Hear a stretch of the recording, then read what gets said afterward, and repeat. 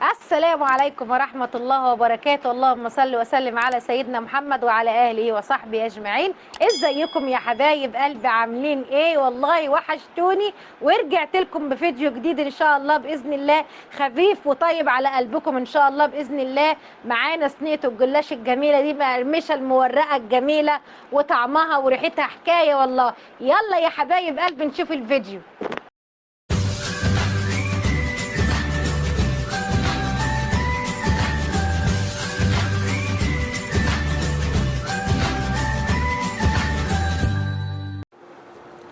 السلام عليكم ورحمة الله وبركاته. اللهم صل وسلم على سيدنا محمد وعلى آله وصحبه أجمعين. أشهد الله إنه يحبكم في الله.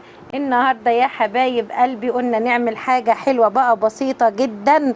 هنعمل معانا جلاش حلو جميل ما شاء الله، هيعجبكم، والطريقة سهلة وبسيطة على قلبكم بإذن الله إن شاء الله. يلا يا حبايب قلبي نشوف الطريقة. هنا حطينا في الصينية معلقتين سمنة اهوت، بسم الله ما شاء الله، لا حول ولا قوة إلا بالله العلي العظيم. المتوفر عندكم حطوه، عندكم زبدة حطوها، سمنة بلدي ماشي.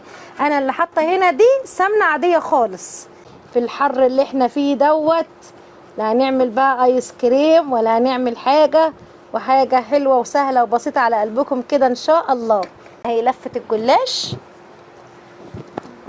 بسم الله ما شاء الله، لا حول ولا قوة إلا بالله.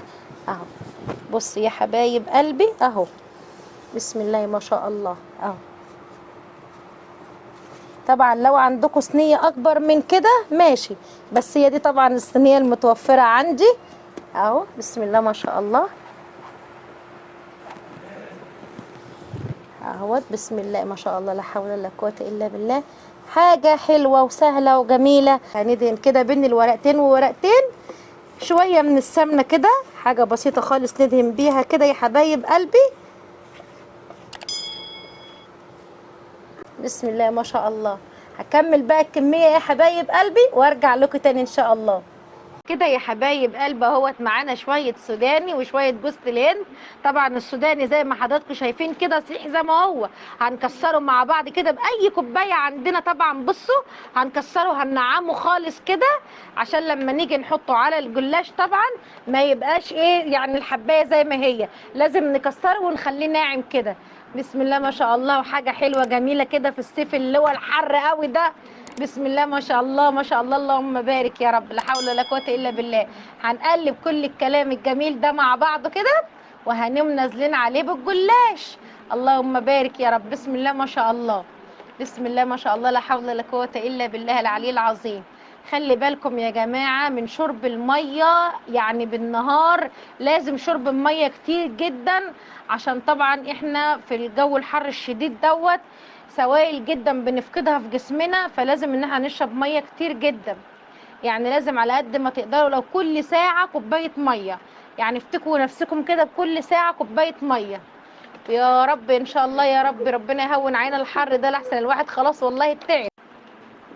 كده يا حبايب قلبي احنا حطينا هو السوداني، هنيجي كده بسم الله ما شاء الله، اللهم بارك، هنحط بقيه الكميه طبعا اهوت. اللهم صل وسلم على سيدنا محمد، بسم الله ما شاء الله، لا حول ولا قوه الا بالله العلي العظيم. طبعا احنا حطينا اهوت، وهندهن بقى سمنه اهوت بين الورقتين برضو فوق، برضو لازم كل ورقتين ندهن دهنه سمنه بسيطه جدا كده، عشان الجلاش يطلع معانا مورق وجميل.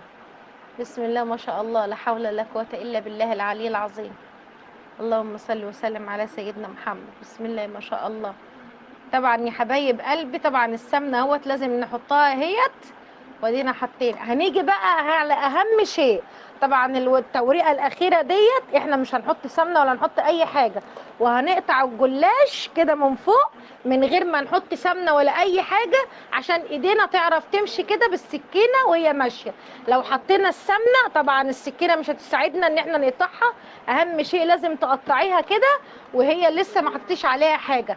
طبعا ليه بقى؟ لان احنا لما هنحط السمنه والزيت عليها طبعا هنعمل الصينيه كده، طبعا هنميلها شمال ويمين كده عشان السائل كله اللي احنا حطيناه يخش جواها. وبقى كده يا حبايب قلب اهوت، بسم الله ما شاء الله. انا بقطعها هنا سمبوسه، عايزين تقطعوها مربعات براحتكم، عايزين تقطعوها سمبوسه براحتكم. كده اهوت انا حطيت السمنه اهوت والزيت، طبعا هحطها على الرف اللي تحت بتاع دقيقتين اتنين، وتخلي بالكم منها يا جماعه، دقيقتين اتنين ما تكترش عشان تتحرق من تحت. بعد كده هنطلع نطلعها على الرف اللي فوق. ادي يا حبايب قلب الجلاش الجميل اهو، اللون الذهبي الجميل، بسم الله ما شاء الله اللهم بارك. طبعا احنا طلعنا الجلاش من الفرن سخن، هننزل عليه بالشربات ساقع. بسم الله ما شاء الله، الله الله الله على الريحه، اللهم بارك يا رب، ما شاء الله جميل جدا. ما تنسوش بقى اللايك الحلو الجميل بتاعكم وتعليقاتكم الحلوه الجميله ان شاء الله، عشان القناه تكبر بيكم ومعاكم ان شاء الله باذن الله. واستودعكم الله الذي لا تضيع ودائعه.